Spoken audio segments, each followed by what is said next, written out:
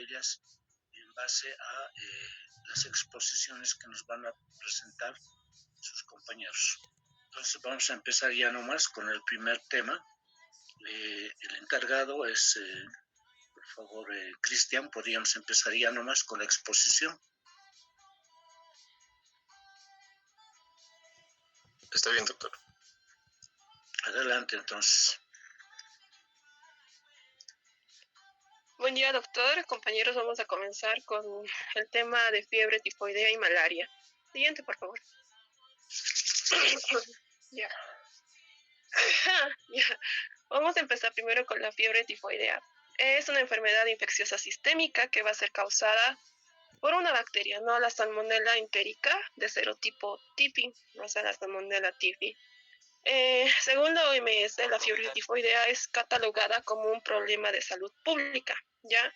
Porque este engloba otros problemas sociales como las condiciones sanitarias deficientes, el acceso limitado a agua potable, malas prácticas de higiene, que todo esto contribuye a que esta enfermedad pues nos pueda dar a cada persona. Ya cabe recalcar que la incidencia de esta enfermedad pues rebajó con los años gracias a la implementación de normas sanitarias y las vacunas, que después mis compañeros lo van a explicar mejor. Siguiente, por favor. Ya, vamos a empezar con la epidemiología. En el año 2019, un estudio realizado por la OMS, se detectó 9 millones de personas enfermas con fiebre tifoidea, pero de estos solamente 110,000 han llegado a fallecer. Uy, un momento, se me fue la presentación. Ahora sí. Y cabe recalcar que esta enfermedad se da más que todo en países en desarrollo, es endémica en países de desarrollo y nosotros formamos parte de esos países, ¿ya? Las poblaciones de riesgo más que todo son aquellos que no tienen acceso a la salud, tampoco tienen un acceso, un saneamiento adecuado, ¿ya? La población de riesgo en sí, más que todo, son los niños, los viajeros a zonas endémicas y personas con inmunodepresión. ¿Cuáles son los factores de riesgo? Obviamente un saneamiento inadecuado, un hacinamiento y falta de higiene. Más que todo falta de higiene y manipulación de alimentos, que es la principal causa, mecanismo de transmisión en Bolivia, ¿no? En nuestro medio. Ahora, respecto a nuestro país, en el año 2020 se han detectado 64,778 casos de infecciones por salmonela. Siguiente, por favor. Ya. Hablando sobre el agente causal, es un bacilo gram negativo. No es por un lado fermentado inmobiliario, estamos hablando de la Salmonella typhi. Aquí hay un esquema que va a representar más que todo sus factores de virulencia, ¿no? Que el más importante aquí es la enterotoxina, que es la que nos va a causar las complicaciones y las diarreas. Siguiente, por favor. Ya. Ahora vamos a hablar sobre la transmisión. En sí, la más frecuente es la ingestión de comida o agua contaminados con heces y orina de pacientes, obviamente, que están infectados, que son portadores, ¿no? Hay dos tipos de transmisión en sí, la indirecta y la directa. La indirecta, más que todo, es la más frecuente y se da por una mala manipulación de los alimentos.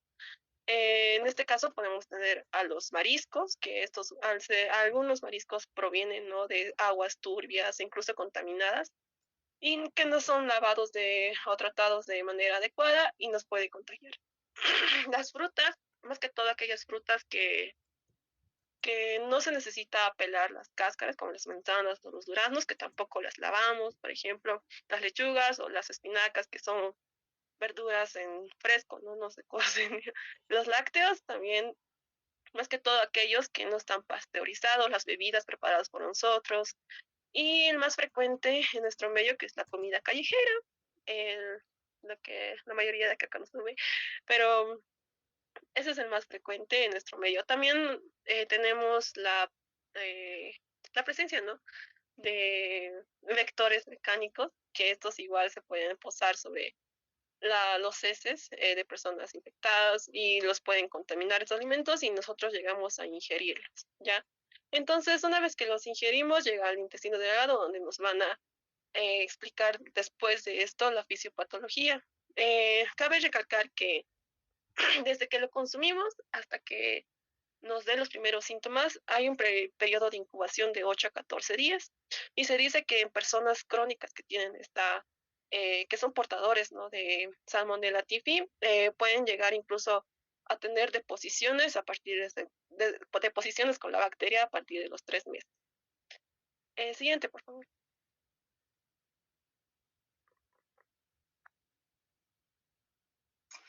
Ya, continuando con la fisiopatología, tenemos que la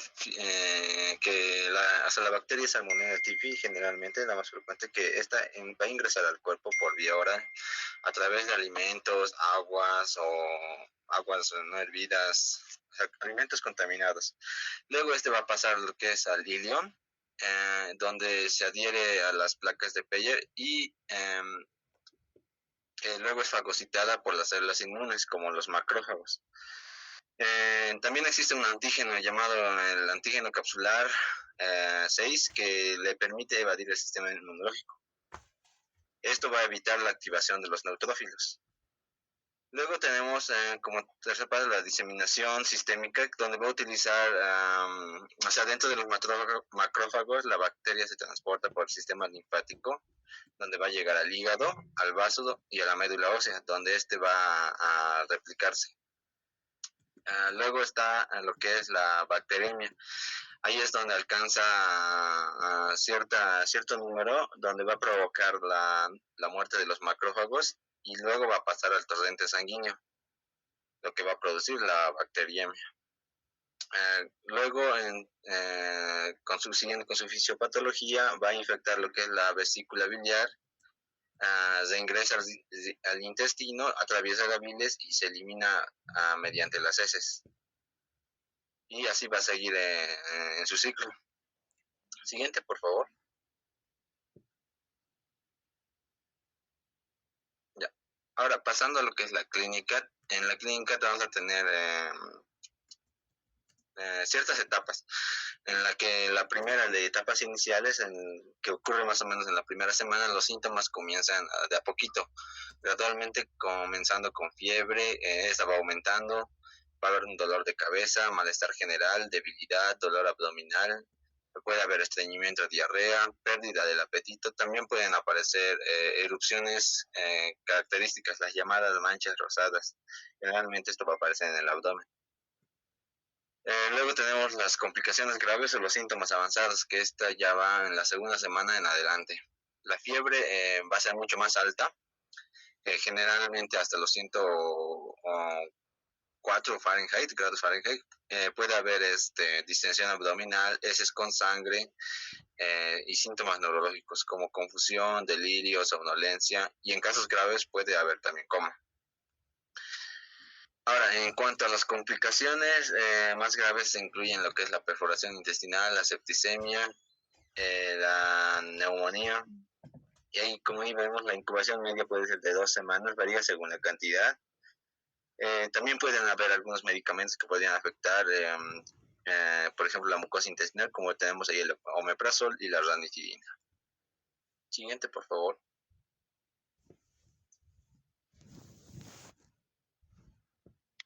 Bueno, continuando con la parte del diagnóstico, primero tenemos que tomar en cuenta lo que son los aspectos clínicos, donde tenemos que tomar o dar más importancia a lo que es la fiebre. Si nuestro paciente presenta fiebre elevada, esto tiene que ser persistente, es decir, puede ser por más de 3 días y la fiebre tiene que estar por encima de los 39 grados, es donde debemos tomar muy en cuenta esto. Y también si presenta los síntomas gastrointestinales. Estos dos sumados a que nuestro paciente tenga algún antecedente epidemiológico o que viva o que haya viajado a alguna región endémica, pues tenemos que tomar importancia incluso para nuestro diagnóstico diferencial, ¿no? Siguiente, por favor. También vamos a tener pruebas de laboratorio, como van a ser los cultivos bacterianos, vamos a tener a lo que es el hemocultivo, el que va a ser la prueba más confiable durante las primeras semanas. Va a tener una sensibilidad del 40 al 80% y también tenemos el coprocultivo que va a ser más útil en fases tardías. Puede incluso servirnos o ser positivo semanas después de la infección. También tenemos como el gol estándar al mielocultivo. Tiene alta sensibilidad, pero no se lo realiza mucho debido a que es invasivo y los costos elevados, y además en zonas endémicas no siempre se las puede realizar. Siguiente, por favor. También tenemos lo que son las pruebas serológicas, que es la prueba de Widal, que va a hacer o va a detectar anticuerpos contra antígenos o IH, que es el de superficie flagelar de Salmonella typhi. Tiene algunas limitaciones. Primera, que puede dar falsos positivos y falsos negativos. También que para poder hacer la interpretación se necesitan unos valores estandarizados que en Bolivia no tenemos los títulos para poder realizar este diagnóstico. Entonces es un poco la dificultad que se tiene al momento de interpretar, que se puede utilizar de apoyo, sí, pero los títulos no están estandarizados en Bolivia. También tenemos pruebas de PCR y métodos moleculares que son de alta sensibilidad y especificidad. Siguiente.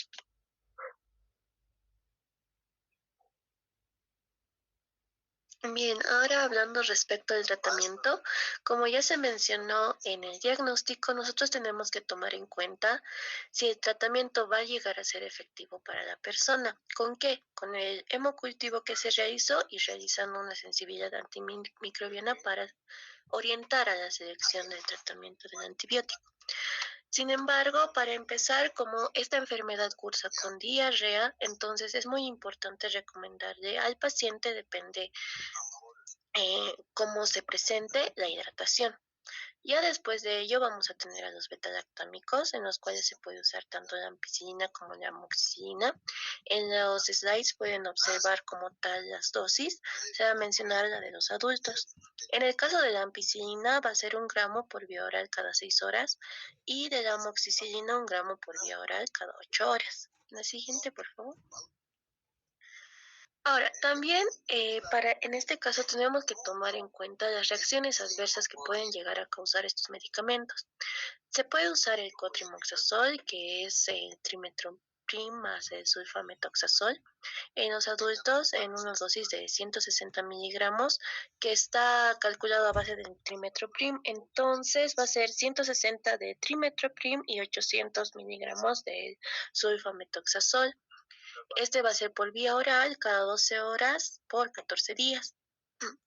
Pero como tenemos que tomar en cuenta las reacciones adversas, se debe tener cuidado con las reacciones alérgicas y en este caso el más grave, mencionar el síndrome de Stevens-Johnson.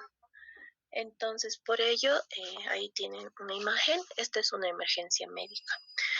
Luego también se puede usar las quinolonas en adultos de 500 miligramos por vía oral cada 12 horas, pero se debe considerar su uso, en este caso de la ciprofloxacina, sobre todo en niños, porque la reacción adversa que puede causar son las tendinopatías, la ruptura del tendón de Aquiles siendo el más común, y en niños la alteración del cartílago de crecimiento. Entonces, por eso se debe considerar su uso en niños. Siguiente, por favor. Luego vamos a continuar con los otros medicamentos que son las cefalosporinas de tercera generación, en este caso la cefiximena. Esa es de 200 miligramos por vía oral cada 12 horas por 14 días. También se puede usar el cloranfenicol en adultos 500 miligramos por vía oral cada 6 horas, igualmente por 14 días, y tomar en cuenta que no se debe exceder los 3 gramos. En el caso del cloranfenicol, su reacción adversa, ¿cuál es? Es la aplasia medular, entonces se debe tomar en cuenta eso también al momento de recetar como tal este medicamento. Ahora, también hay otro medicamento que es muy bueno y se lo ha mencionado varias veces en distintas exposiciones, que es la acitromicina.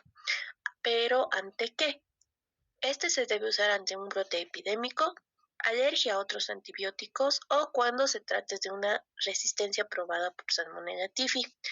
Entonces, este se va a utilizar en dosis de 500 miligramos por vía oral por 24 horas por 7 días.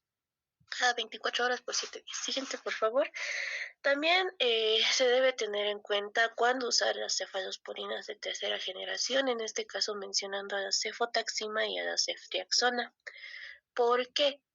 Porque esto se debe usar cuando hay una falla en el tratamiento ambulatorio inicial, es decir, ya se inició un tratamiento con nuestros antibióticos, pero hay una falla. Resistencia a los fármacos de primera línea, la imposibilidad de administrar los antimicrobianos por vía oral, porque como ven, estos se van a administrar por vía intravenosa en el caso de la cefotaxima o por vía intramuscular o intravenosa en el caso de la ceftriaxona, o que la fiebre tifoidea sea complicada o haya tenido el paciente una recaída de la enfermedad. Siguiente, por favor. Entonces, esos fármacos se van a utilizar como tal en pacientes hospitalizados, porque ahí es cuando se usa más la vía intravenosa. También puede haber cepas de la Salmonella typhi que sean multidrogoresistentes, es decir, sean resistentes a la ampicilina, al cloranfenicol y al cotrimoxazol como tal. Esta resistencia se ha demostrado a partir de 1900, entonces una alternativa que se puede usar es la ceftriaxona. Ahora, hay otros que también van a ser resistentes tanto a la ceftriaxona como al ciprofloxacino, esto reportado desde el año 2016, es ahí cuando se puede usar la acitromicina. Una consideración de la acitromicina que se debe tener es que este puede causar disbacteriosis, entonces se debe tomar en cuenta también eso, depende del paciente que nosotros estemos tratando. Ahora, para eliminar el estado de portador, se puede utilizar el ciprofloxacino, la amoxicilina, el cotrimoxazol y la ampicilina. Al hablar de estado de portador, nosotros nos vamos a referir a aquellos pacientes que como tal portan la enfermedad, pero no manifiestan ninguna clínica de ello. Es decir, solo portan al agente infeccioso. En mujeres embarazadas vamos a tener una opción muy viable que va a ser la amoxicilina, esta se le puede administrar a la mujer embarazada en una dosis de 150 miligramos kilogramo día, cada 6 horas, por vía oral y por 4 días. Siguiente, por favor.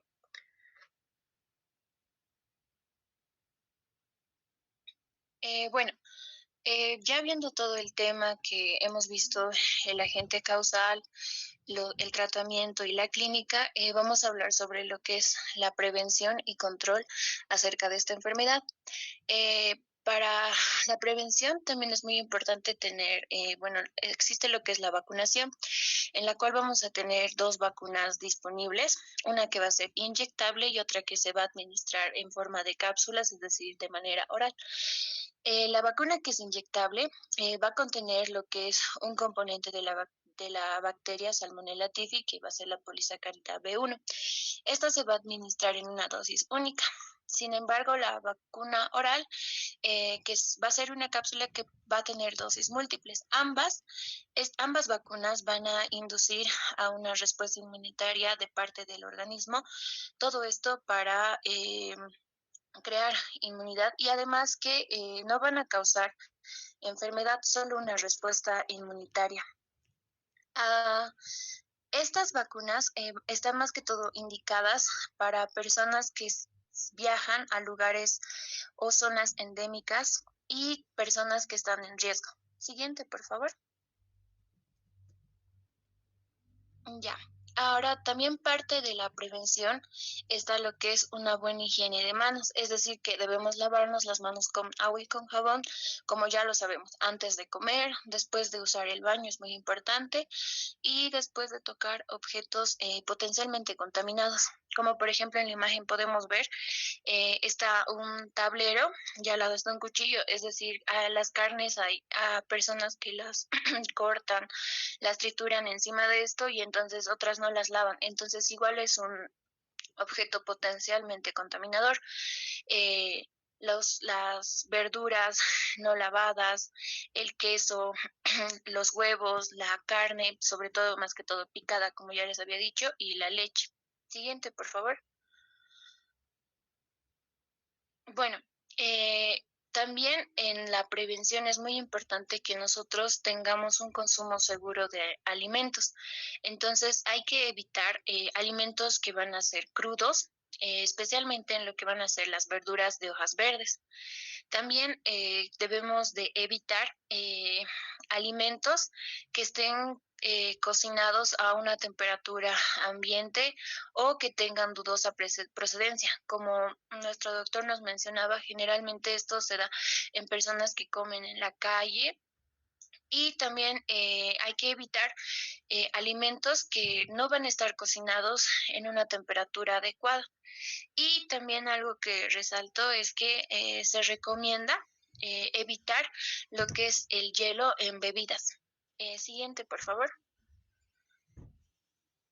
Bueno, también es muy importante, como su fuente de infección era el agua, entonces tenemos que tener un consumo seguro de agua. Entonces, antes de tomar un agua directo del grifo, es muy importante preferir un agua embotellada, una agua que esté hervida o que esté tratada. No hay que tomar agua de fuentes que no estén tratadas, como de ríos, de grifos, o que no hayan pasado por un proceso de purificación. Y también es importante utilizar una agua segura al momento de lavarnos o cepillarnos los dientes, y al momento de cuando lavamos los alimentos que nos vamos a llevar a la boca. Siguiente, por favor. Y como último, en esto de la prevención para esta enfermedad, es el control de los desechos. Nosotros debemos tener una eliminación adecuada de excretas humanas. Tal vez en nuestro medio no es como que todos no van al baño y normal por el inodoro, pero hay lugares y zonas más que todo rurales o zonas endémicas en las cuales, como pueden ver en esa imagen, no tienen un buen lugar de saneamiento, y entonces donde hacen sus heces en lugares donde fácilmente pueden ser un potencial fuente de contaminación. Entonces, por eso se resalta eso, que tiene que haber una eliminación adecuada. Y también en esto es muy importante la protección de las fuentes de agua potable, es decir, evitar su contaminación, y tener una adecuada y correcta eliminación de lo que son aguas residuales y de la basura, no como en la imagen que están viendo, botándolo todo en conjunto. Y con todo esto que hemos dicho, es una muy buena manera de prevenir esta enfermedad, siguiendo todos esos cuidados que más que todo se basan en la higiene. Siguiente, por favor.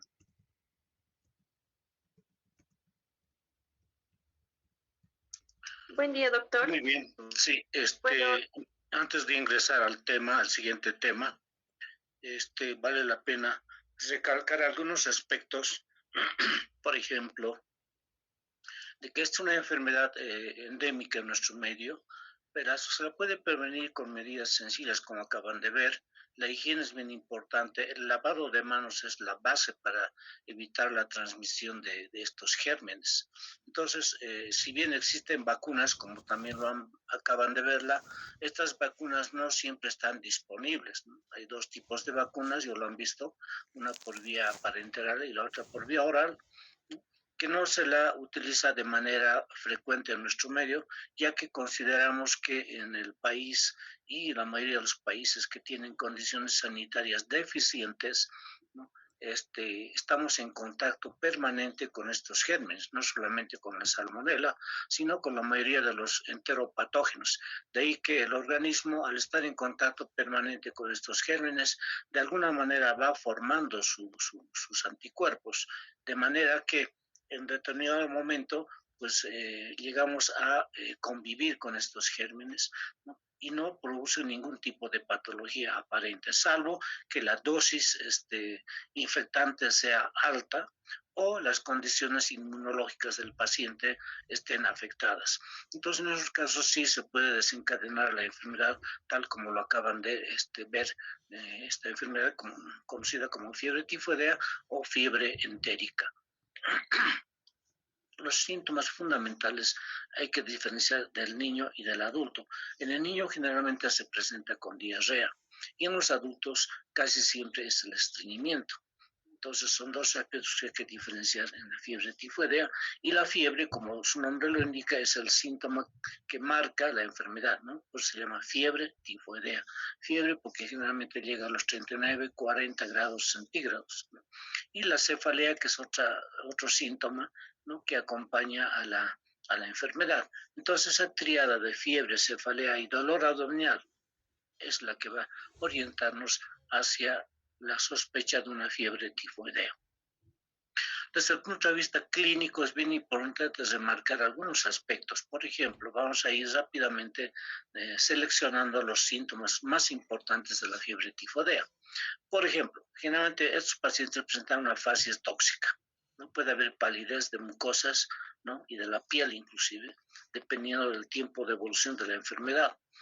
En la orofaringe generalmente hay una congestión, ¿no?, parecida a una faringitis de cualquier origen, pero lo que destaca es una lengua saburral fundamentalmente, ¿no? Entonces está prácticamente blanca la lengua, muchas veces está seca, ¿no?, y tostada por el centro, es producto de la deshidratación.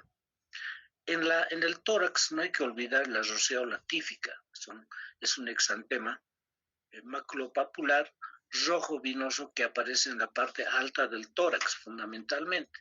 Este es un rasgo característico de la enfermedad. Es más notorio obviamente en aquellas personas con piel blanca. Entonces hay que buscar la roseola tífica.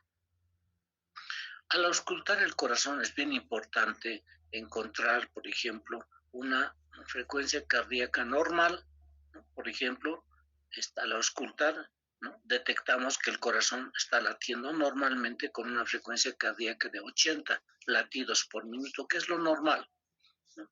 Pero inmediatamente esta frecuencia cardíaca hay que correlacionar con la temperatura del paciente. El paciente está con 39 o 39,5, 39,8 grados centígrados.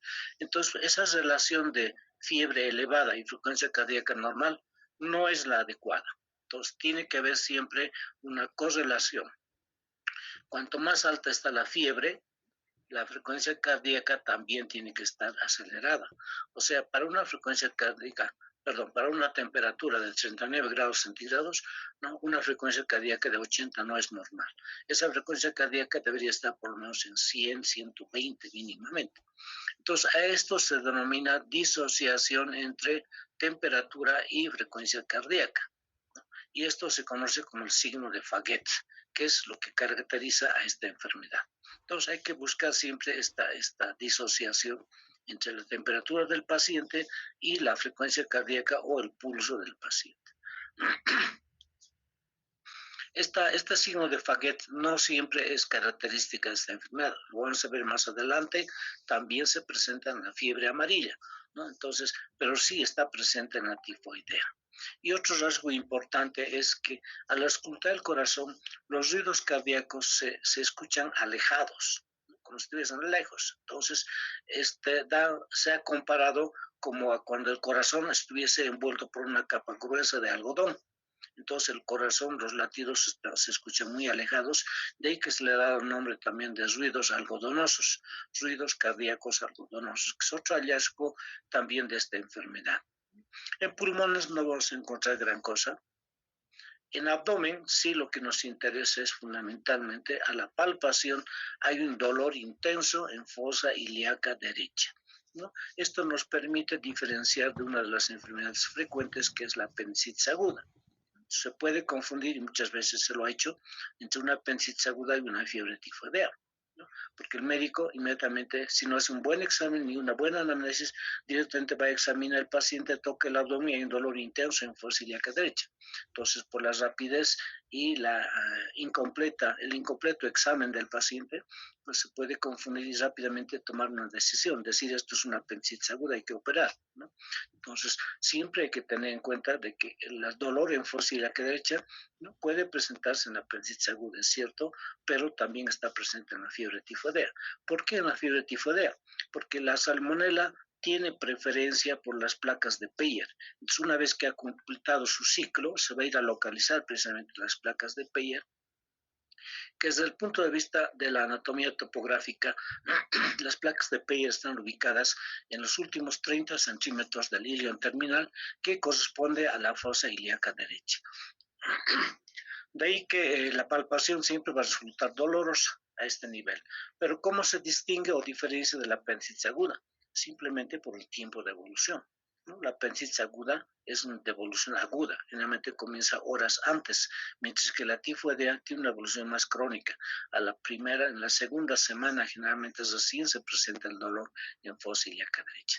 Entonces estos aspectos son importantes, ¿no? Que hay que remarcarlos desde el punto de vista del examen físico, ¿no? Una vez que tenemos el diagnóstico clínico, pues obviamente en estos casos tenemos que echar mano del laboratorio. El mejor método de diagnóstico y práctico es el hemocultivo, ¿no? O sea, tomar sangre del pliegue del codo y le va a mandar para cultivo, ¿no? Ese es el método más práctico. Pero de todos ellos, el mucho más útil, ¿no? Y fidedigno es el mielocultivo, o sea, el cultivo de médula. Resulta de que este mielocultivo tiene un carácter más agresivo, es traumático, de ahí que no se lo realiza siempre de manera frecuente o permanente. Entonces es mejor hacer un hemocultivo para hacer el diagnóstico definitivo de una fiebre tifoidea. Hay otros métodos como el coprocultivo, el urocultivo, el biliocultivo, inclusive el cultivo de la roceola pueden dar positivos, pero es mejor siempre acudir al hemocultivo, ¿no? Entonces, las pruebas de biología molecular. Hoy en día el PCR es una prueba muy útil que se puede aplicar en el diagnóstico de la fiebre tifoidea. Su compañera hablaba de la reacción de Vidal, ¿no? Esta reacción lo que hace es una prueba serológica que lo que hace es detectar, ¿no?, fundamentalmente el antígeno somático O de la salmonela. Pero resulta de que la mayoría, como dijimos al principio, estamos en contacto permanente con la salmonela, ¿no? Entonces tenemos ya los anticuerpos necesarios contra este germen. De ahí que esta prueba de Vidal no siempre es la más adecuada para el diagnóstico de la fiebre tifoidea, ¿no? Muchos autores, ¿no?, indican que ya no se la debe utilizar, ¿no?, porque nos van a dar falsos positivos. Además, las diluciones de la prueba de Vidal tienen que ser altas, ¿no? Inicialmente se decía que una dilución de 1 en 80 era ya positivo para fiebre tifoidea. Después se ha ido mejorando, se dijo 1 en 160. Tampoco ha sido suficiente.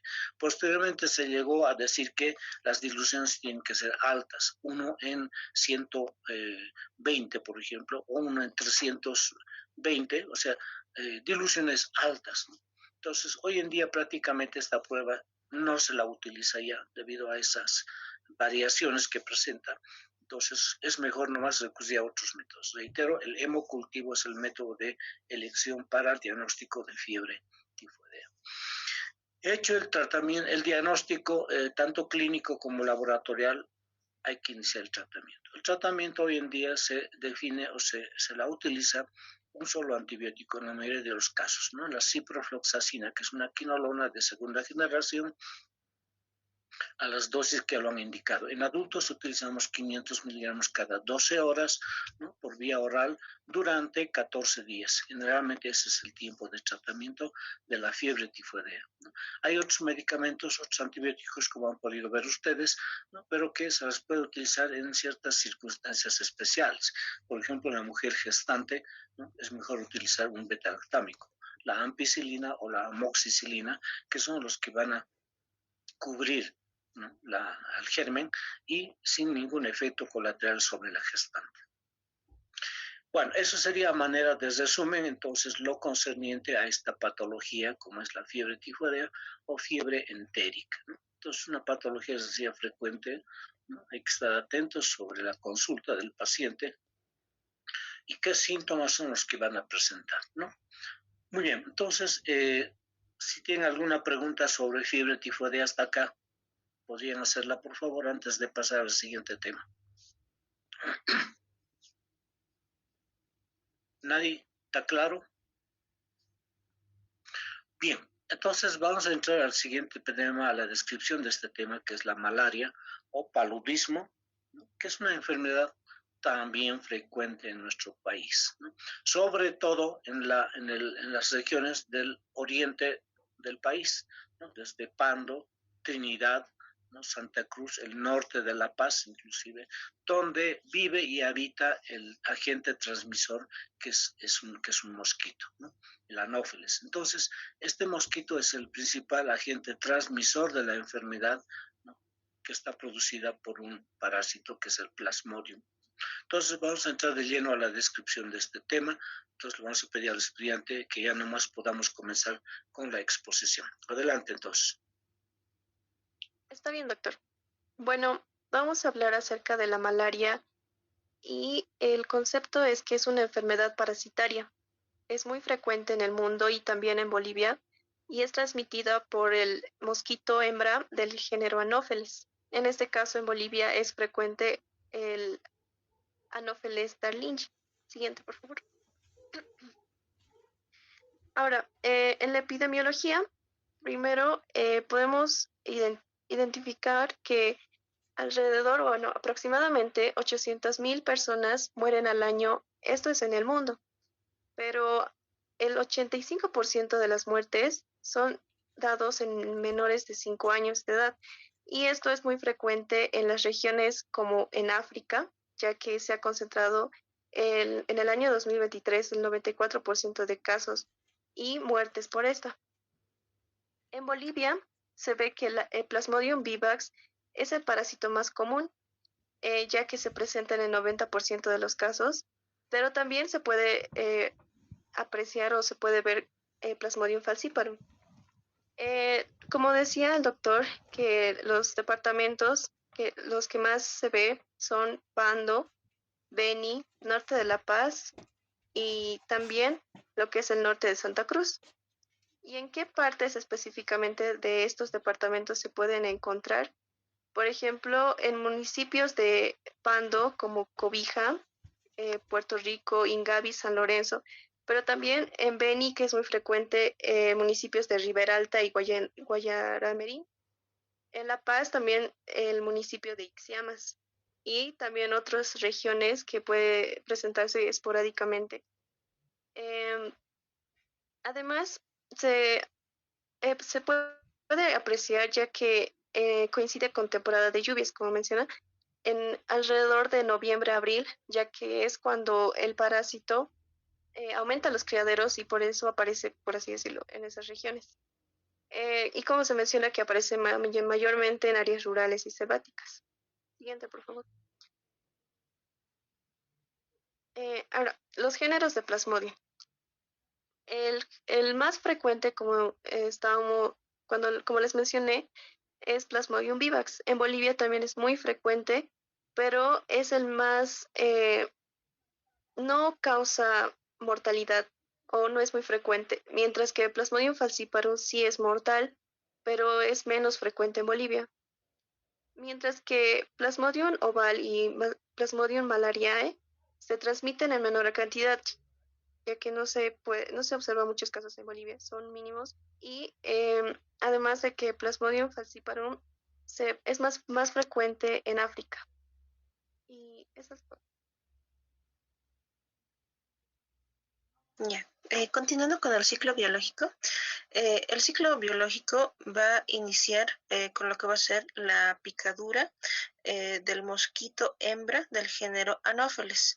En la saliva del mosquito se va a encontrar lo que son los esporozoitos, que estos son la forma infectante y que va a ser transmitida al hombre.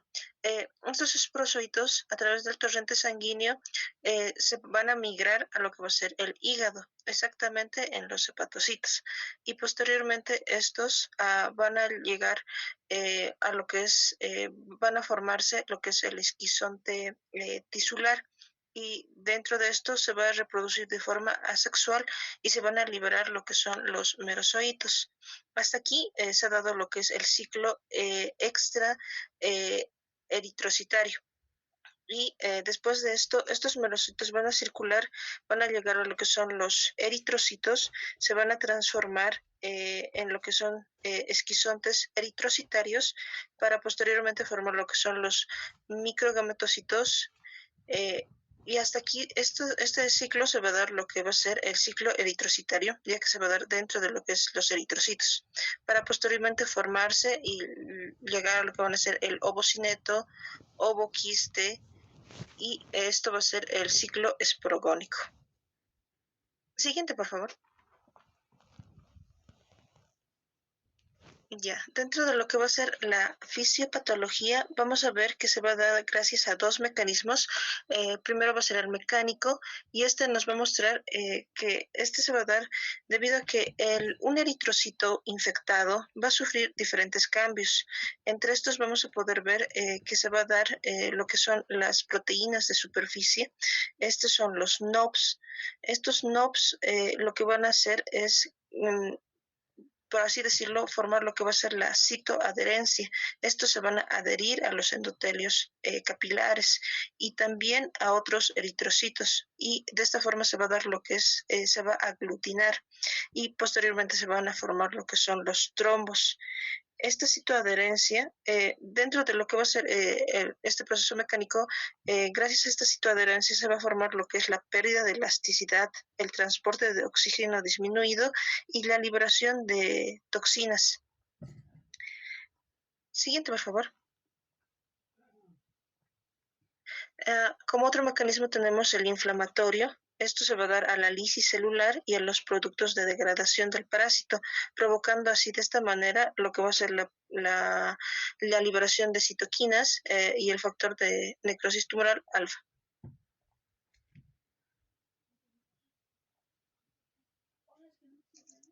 Bueno, ahora ya les voy a hablar de las manifestaciones clínicas. Bueno, después de la picadura del mosquito, hay un tiempo en el que el paciente no va a presentar síntomas que corresponde al periodo de incubación. Este periodo puede durar desde 7 hasta 30 días, dependiendo de la especie del parásito. Por ejemplo, Plasmodium falciparum suele tener un ciclo corto, de alrededor de 10 a 14 días, y luego el Plasmodium vivax y el Plasmodium ovale, ya que estos pueden permanecer latentes por el hipnozoito, tienen un ciclo más largo, de 12 a 18 días, incluso más. Durante esta etapa del periodo de incubación, el parásito todavía va a estar multiplicándose en el hígado, por lo que no va a haber síntomas, pero ya se está preparando su migración al torrente sanguíneo. Luego tenemos los síntomas prodrómicos, que ya como tal corresponde al inicio de los síntomas. Estos son antes de la fiebre clásica de la malaria.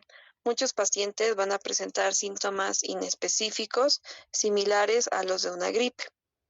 Por ejemplo, tenemos ahí los escalofríos, fiebre, sudoración, mialgia, dolor de cabeza. Esta etapa puede pasar desapercibida o también puede ser confundida con otras infecciones comunes. Siguiente, por favor. Bueno, ahora tenemos como tal la fiebre típica o el paroxismo palúdico. Este es el síntoma más característico y clásico de la malaria.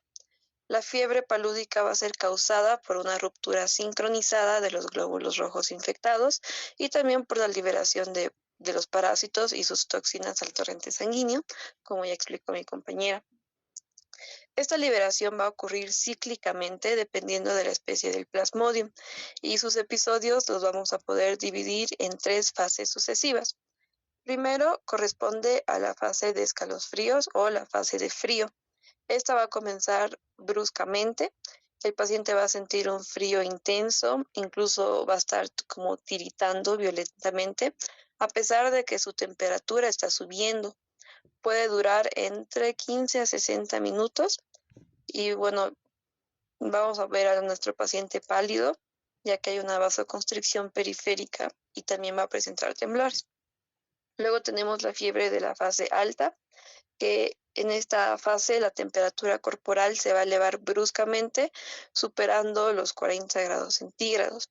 Esto va a durar varias horas, de 2 a 6 horas, y además de esto el paciente va a sufrir de una cefalea intensa, náuseas, vómitos, taquicardia y en casos graves confusión llegando hasta el delirio. Siguiente, por favor.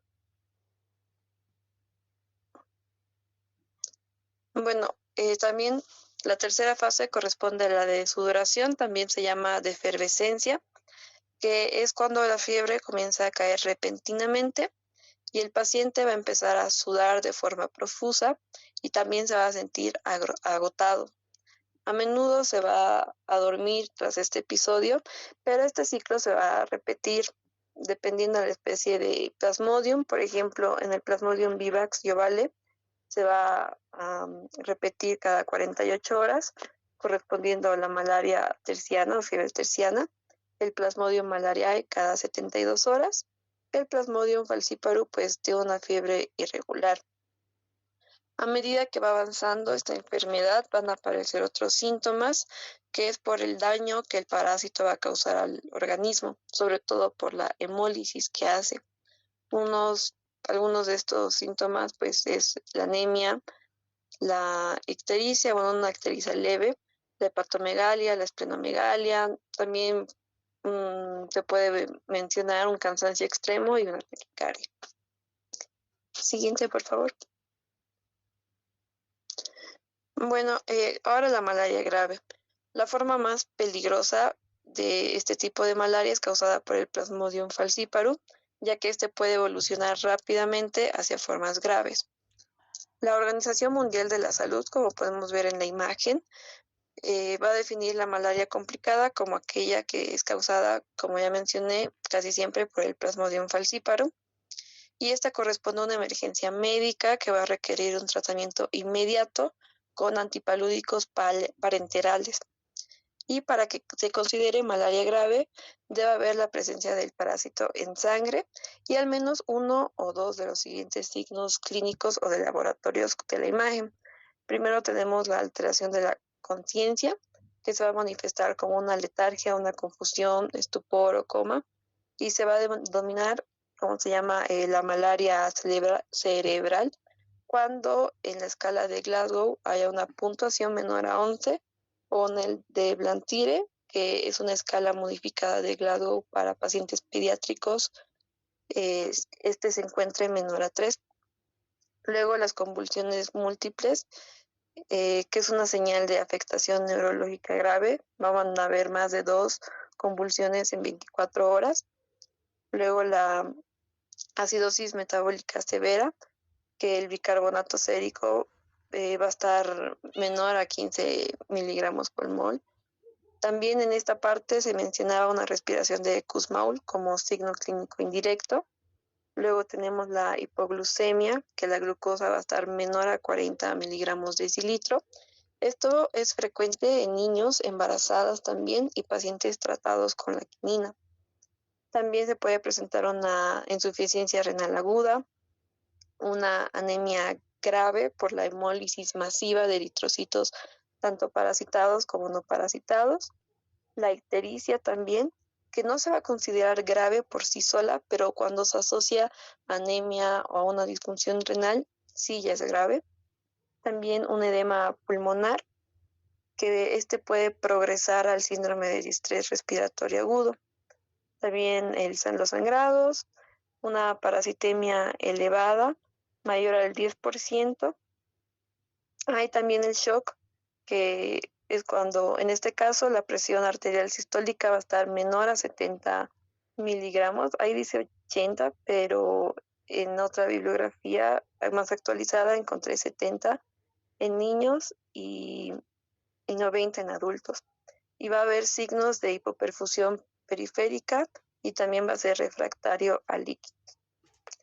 Bueno, en las infecciones por el Plasmodium vivax y ovale, el parásito, como va a permanecer latente por los hipnozoitos, puede causar recaídas incluso después de un tratamiento exitoso. Hay zonas donde la malaria es endémica, como bien ya explicó mi compañera, donde muchas personas pueden desarrollar una inmunidad parcial. Estas personas pues van a estar infectadas, pero no van a desarrollar síntomas evidentes, pero al estar infectadas sí pueden contagiar a los mosquitos que luego van a infectar a otras personas, siendo estas personas un reservorio bastante preocupante.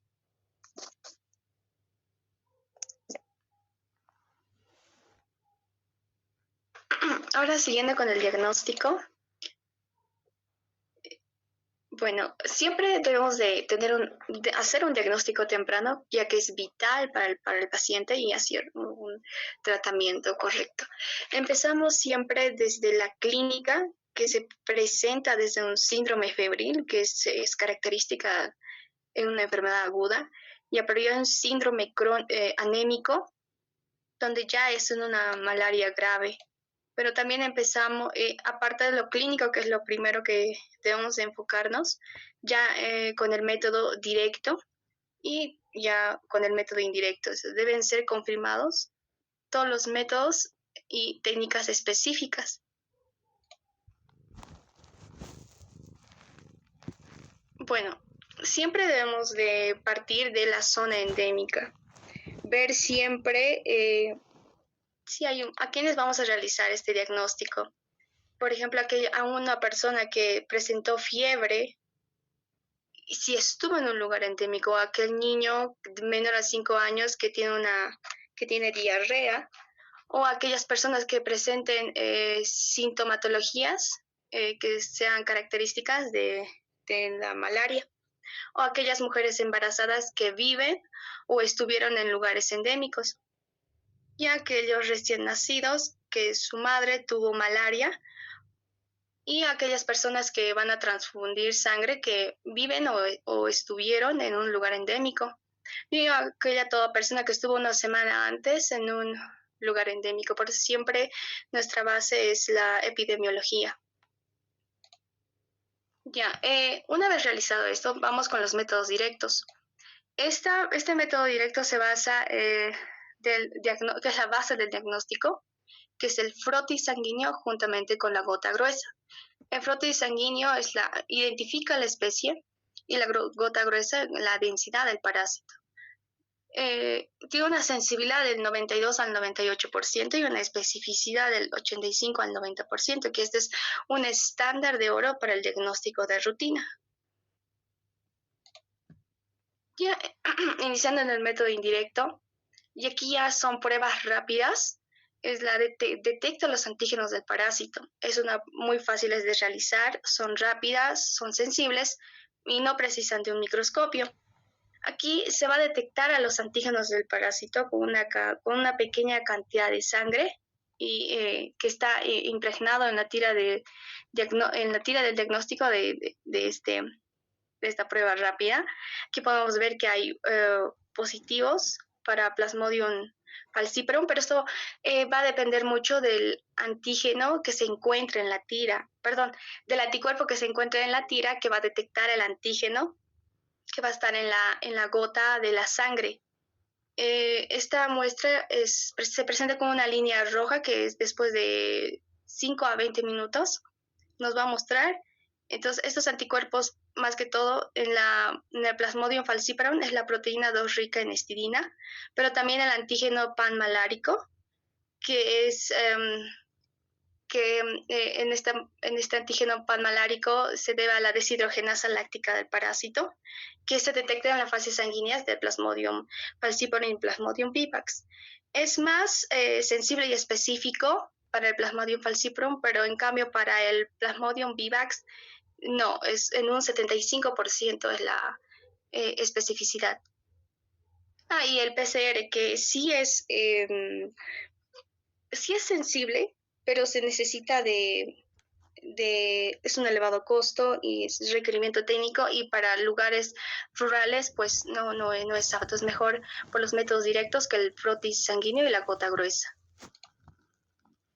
Ya con el tratamiento empezamos que el esquema básico en caso de no existir resistencia a la cloroquina es la cloroquina 10 miligramos por kilogramo peso y la primaquina 0,5 miligramos por kilogramo peso. Aquí en la malaria no complicada, en Plasmodium vivax en adultos, pues tenemos en el primer y segundo día por vía oral 10 miligramos kilogramo peso día.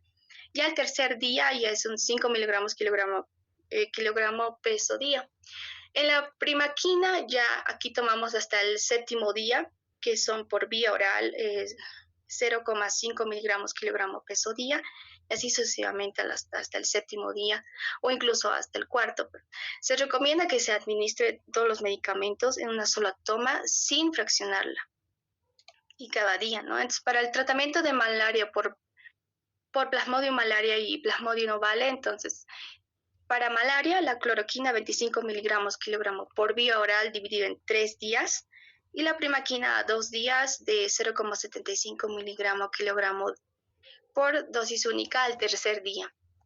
Y en infecciones por Plasmodium ovale, la cloroquina por 25 miligramos kilogramo dividida en 3 días, lo mismo, y la primaquina pues ya es 0,5 miligramos kilogramo día por 7 días, por la formación de hipnozoitos y para así prevenir las recaídas. Para Plasmodium falciparum en malaria no complicada, aquí ya usamos la clorhidrato de mefloquina, el artesunato y la primaquina. Todas estas son por vía oral y aquí podemos ver todo la dosificación. Y el tratamiento para malaria en mujeres embarazadas, solo utilizamos la cloroquina y a la conclusión del embarazo administramos la primaquina ya en las dosis ya mencionadas. Ahora, continuando con la prevención y el control, que es muy importante para el manejo de la malaria, tenemos que la malaria es transmitida por la picadura del mosquito Anopheles, como ya lo he mencionado. Entonces, para el control y la prevención es muy importante el control del vector. Primero tenemos el uso de mosquiteros impregnados con insecticidas, que va a ser altamente efectivo, ya que el mosquito va a picar principalmente durante la noche. Además, también el aplicar insecticidas de acción residual dentro de las viviendas. Esto se conoce como fumigación intradomiciliaria.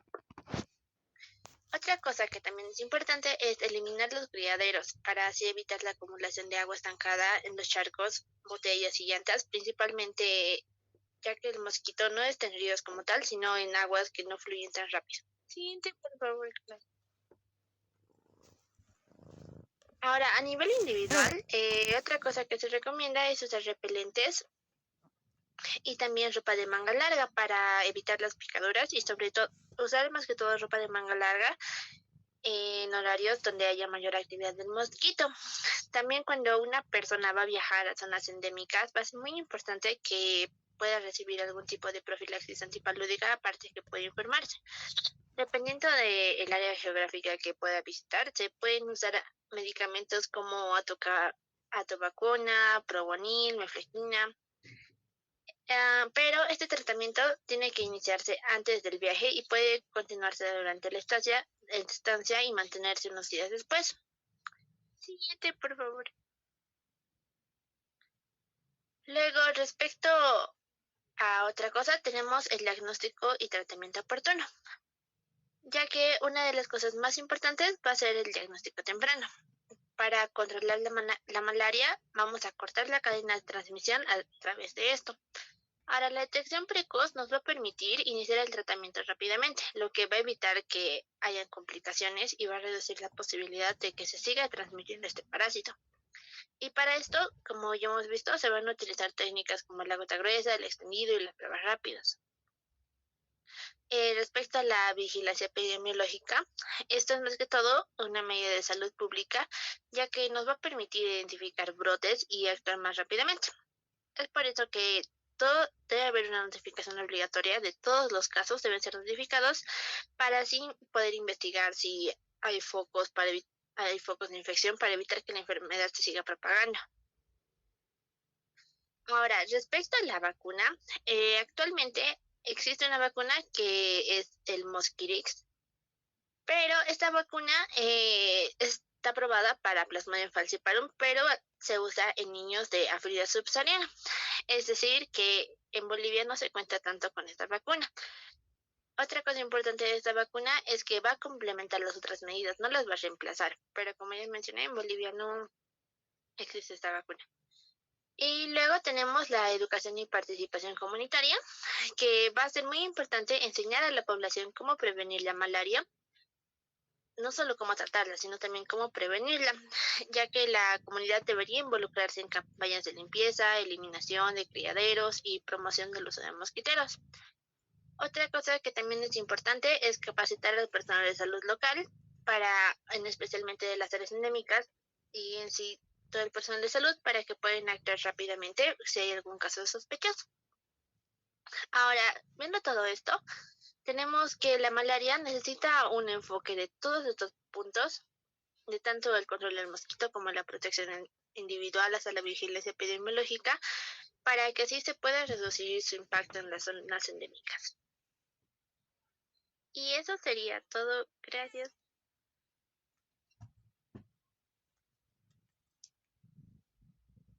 Muy bien.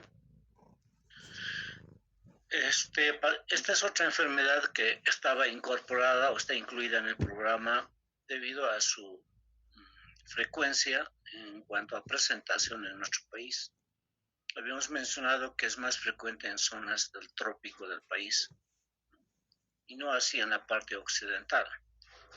Indudablemente tiene que estar presente el agente transmisor, que es el mosquito, el anófeles, ¿no? Y a partir de ello, este mosquito tiene que ser portador del parásito.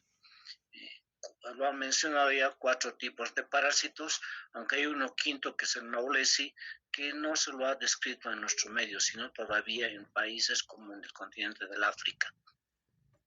Estos parásitos, de estos 4 frecuentes, los que con mayor frecuencia se han encontrado en nuestro país son el Plasmodium vivax y en segundo lugar el Plasmodium falciparum. El vivax es un parásito que produce malaria, pero con características leves, no así el falciparum, que es el que puede llegar a desarrollar una malaria grave o severa. Entonces, ¿cómo detectamos nosotros estos parásitos? Obviamente, en primer lugar hay que hacer el análisis, y en el análisis vamos a encontrar rápidamente el posible cuadro clínico a partir de la residencia o de la procedencia del paciente. No, si el paciente nos dice yo soy llegado de Guayaremerín, por ejemplo, o de Puerto Suárez, por decir, que son las fronteras con el país y el Brasil. Entonces, en estos pacientes que proceden de la frontera del país, hay que sospechar siempre que el agente responsable no sea el Plasmodium falciparum. Ese es el más frecuente en la frontera. Mientras que el Plasmodium vivax es más frecuente en la parte, digamos, central, ¿no? del oriente, sobre todo en el norte de La Paz, inclusive en ciertas provincias de Caranavi, por ejemplo, en los Yungas, ya son zonas donde se ha encontrado al mosquito transmisor de esta enfermedad, ¿no? Es el Plasmodium vivax. De manera general se dice que el Plasmodium vivax es el agente patógeno más frecuente en nuestro medio en relación al falciparum. Bien, una vez que detectamos la procedencia del paciente, lo que hay que hacer es rápidamente identificar lo que constituye el síndrome palúdico. No sé, esta tríada que conforma este síndrome, ¿no? Que está compuesto por escalofríos, ¿no? Luego viene la fiebre, que es importante, elevadísima, y seguida de un periodo de sudoración o transpiración. Esta tríada conforma el síndrome palúdico, ¿no? Que es característica de la enfermedad. Una vez que hemos detectado estos síntomas, pues lo que corresponde es, desde el punto de vista de laboratorio, pedir el examen de la gota gruesa. Ese es el examen definitivo que lo hacen muchos países y nosotros en nuestro medio también lo hacemos, ¿no? Que consiste en hacer un examen de gota gruesa sobre un portaobjetos y un frotis y mandarlo a INLASA. En INLASA se procesa esta prueba de la gota gruesa. Es el mejor método de diagnóstico para la malaria. Hay otros métodos, como lo han podido ver, el PCR, por ejemplo, que también es útil, ¿no? Pero que implica mayor costo. Entonces, lo más práctico y útil sigue siendo la gota gruesa.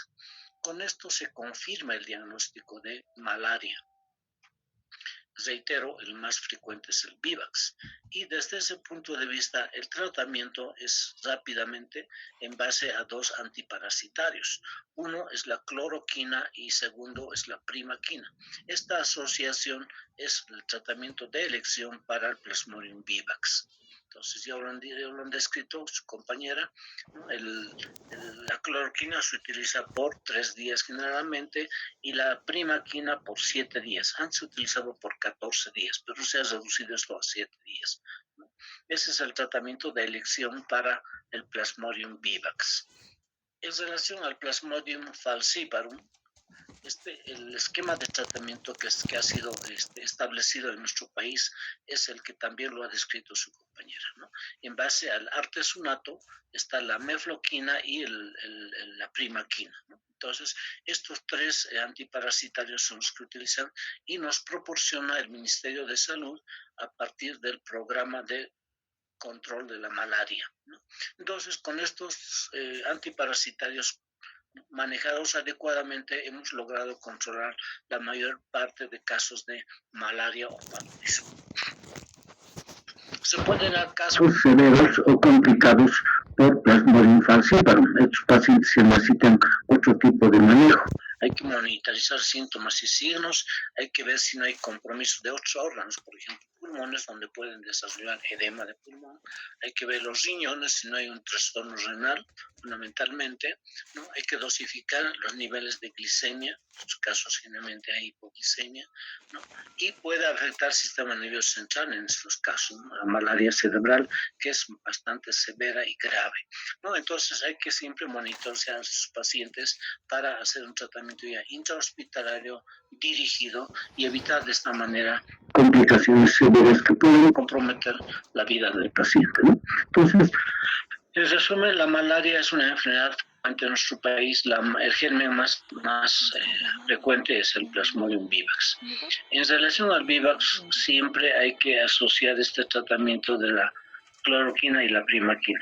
La primaquina precisamente tiene una función importante, evitar de que estos parásitos puedan quedar, ¿no? y permanecer en el hepatocito y provocar formas recurrentes posteriormente.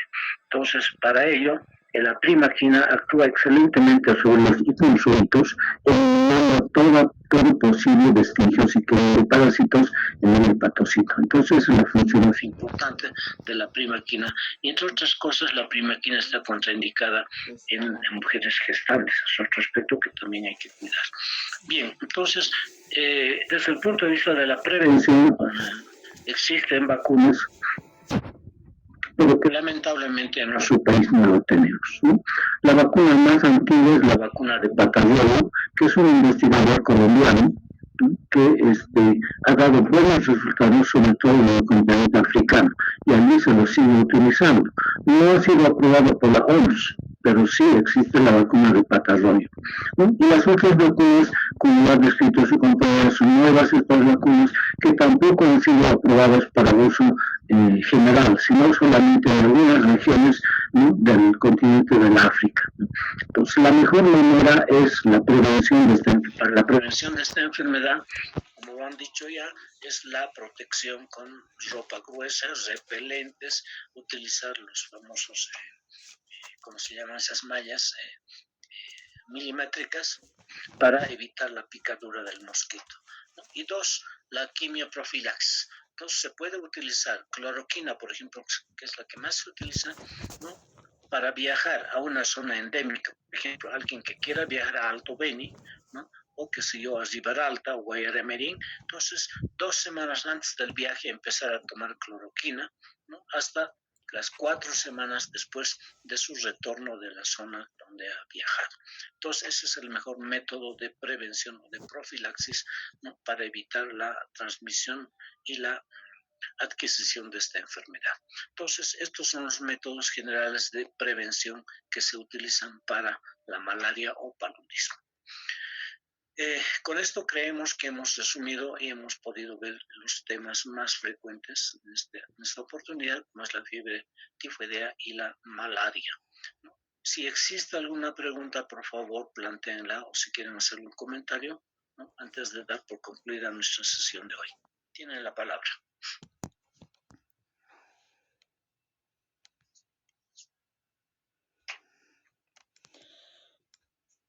no hay preguntas, está todo claro.